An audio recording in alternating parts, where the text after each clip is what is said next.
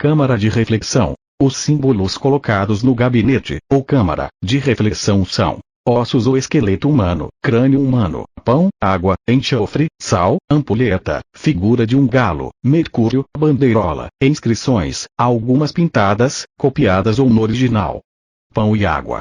Segundo o autor Gedalge, o pão e a água compararam o gabinete de reflexões a um impasse, onde o profano se recolhe na expectativa do pior, mas é também a imagem do ovo no qual o germe se desenvolve, e por consequência, o pão e a água são os emblemas da simplicidade a orientar a vida do futuro iniciado. O pão está ligado ao símbolo de Ísis e Deméter, e que em muitas religiões representa a carne de Deus sacrificado. O pão e a água simbolizam os alimentos do corpo e do espírito, alimento material e espiritual, necessários ao homem. Sobre este tema o escritor Oswald Vir diz: o pão e a água constituem a reserva alimentar que, no fruto e no ovo, servem para alimentar o germe no desenvolvimento. Pelas sagradas escrituras sabe-se que o profeta Elias, dormindo sob uma árvore, recebe de um anjo pão e água, e após comer e beber, subiu o monte Horeb. Simbolicamente, ao profano é oferecido alimento, visando suportar as provas a que será submetido, assim. A água, indispensável à sua vida, e o pão, pois viria do trigo, sua força moral e o alimento espiritual. Não esquecer que o pão foi partido e distribuído por Jesus Cristo na Santa Ceia, lembrando que na Páscoa judaica o pão servido não pode ser fermentado, e atualmente, no catolicismo, o pão simboliza a comunhão em forma de hóstias.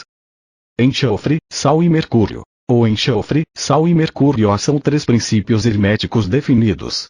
Enxofre simbolizando o espírito, sal significando a sabedoria e a ciência, e mercúrio, representado pelo galo, como explanação do atributo de Hermes. Além disso, são também definidos o enxofre como o princípio masculino, o mercúrio como o princípio feminino, o sal como neutro. Já pelas teorias antigas da simbologia associada ao ovo, constava: o mercúrio era simbolizado pela clara, o enxofre pela gema, e o sal pela casca.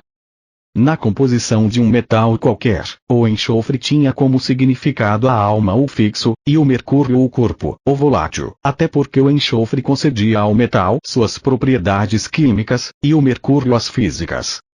Até a atualidade todo o exposto acima não perdeu valor, pois aquelas significações aplicam-se a princípios e não a corpos químicos.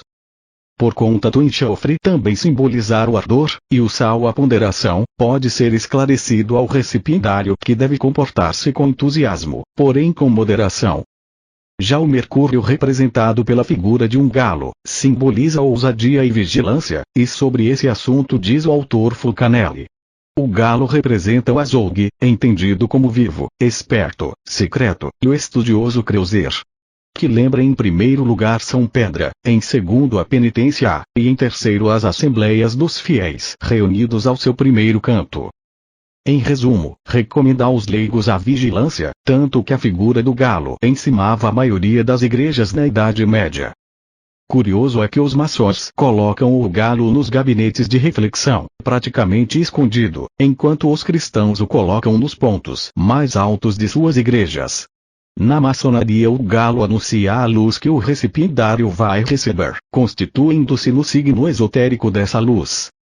Bandeirola. O autor Gedalge compara a bandeirola, vigilância e perseverança, à escola mística, ou Nes, um dos emblemas na abobada celeste.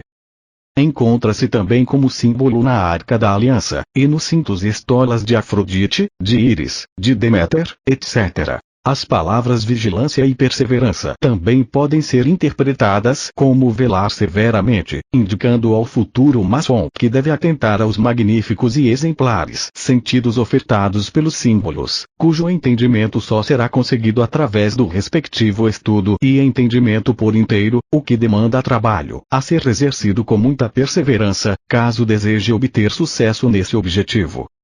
Vitriol. Estas letras são atribuídas à divisa dos Rosacruzes, que significam: visita ao interior a terra e rectificando aqui, inventes ocultum labide, ou visita ao interior da terra, retificando, encontrarás a pedra oculta. Tratando-se, portanto, da procura do ego profundo, a alma humana, em silêncio e meditação. Para o escritor Teobaldo Varoli Filho, quando no exercício do cargo de grande secretário de orientação ritualística, aquela frase é a original expressão dos antigos alquimistas. As perguntas. Muitos maçons continuam a crer, injustificadamente, que quando foram introduzidos na Câmara de Reflexões, a finalidade do ato seria de intimidação. No entretanto, ali só se encontram peças que se prestam a infundir respeito e meditação ao recipiendário, tal como várias perguntas que devem responder por escrito, na tentativa de que esses futuros iniciados, influenciados pela ambientação inédita onde se encontram, reflitavam e consolidem pela escrita os seus próprios conceitos. Além delas, também existe o testamento simbólico, documento solene da confissão de deveres que devem ser aceitos, tratando-se de um testamento iniciático, portanto, diferente dos testamentos mais comuns com regulamentação através do direito civil. Entre outras, há diversas perguntas que são feitas, como: quais são os deveres do homem para com Deus? Sabedores de que os rasgos da eloquência humana proferidos até esses dias não conseguiram expor a exata compreensão de Deus, ninguém pode narrar a natureza do Supremo Criador.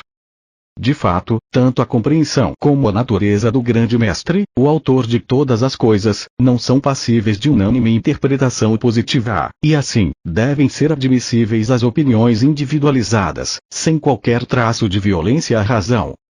Tal é o respeito dos maçons por essas opiniões, porque não podem ser de outra forma concebido pelos homens, pois a prova cabal de sua existência nasce da experiência das intenções dos próprios homens, que podem gerar circunstancialmente a intuição de que o divino poder se faz na razão, sem a qual nada existiria.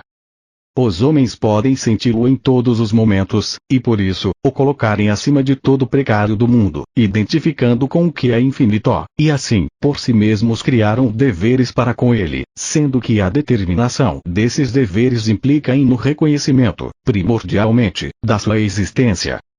A ideia da moral tomou vulto nos sentimentos dos obreiros da arte real, através da sublimação do justo e do bem, e assim, a verdadeira finalidade da maçonaria resultou na elevação da humanidade na prática das virtudes, conforme deixa impresso em sua obra básica, a Constituição, e esse seria o alvo a atingir no cumprimento dos deveres para com Deus. E seguem as demais perguntas, a saber: segundo, quais são os deveres do homem para consigo mesmo? Terceiro, quais os deveres do homem para com a humanidade? Quarto, quais os deveres para com a pátria e a família? O autor Louis Claude de Saint-Martin afirma que o homem é o verdadeiro templo, e que ele possui em si os mesmos flabelos, Ventara/lá, o sacrificador, os perfumes e as oferendas, o altar e o fogo. Em questões referentes a Deus, a pátria e a família, deve-se sempre ser prudente e aceitar as recomendações estatutárias, considerando que a cada um cumpre determinar suas apreciações e preferências nos diversos casos. Já na questão referente aos deveres para consigo mesmo, espera-se que, antes de qualquer posicionamento, a resposta deva ser sincera, o que parece difícil à primeira vista, porque, normalmente, o homem se reveste de muitas personalidades, tal qual um ator, pois sempre é diferente sua atitude frente a cada pessoa que encontra ou convive. A sinceridade que é exigida do recipiendário, obriga-o a se mostrar como é, constituindo uma das condições que tornarão válida ou não sua iniciação.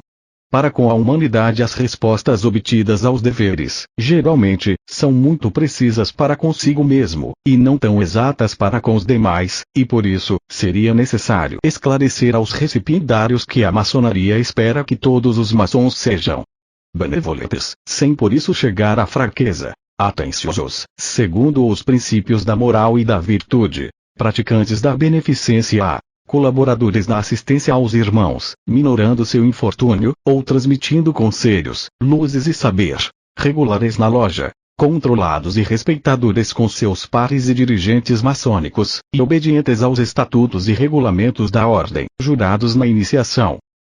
Há de se admitir, pacificamente, como verdadeira as afirmações que o homem se mantém ligado aos outros, e, é imprescindível reputá-lo como vivendo socialmente, pois todos são cidadãos do mundo, orundos da mesma fonte criadora, com idênticos direitos de serem respeitados e acatados, já que são semelhantes para com as finalidades do existir. Finalmente, a humanidade vista maçonicamente, é a pátria do ideal, porque quando o coração se pronuncia, a pátria é o berço, o ideal fala, a pátria é a humanidade, e o interesse prima, a pátria é o Estado. Porém, quando o coração está voltado a sentimentos mais elevados, a pátria são os céus semelhantes.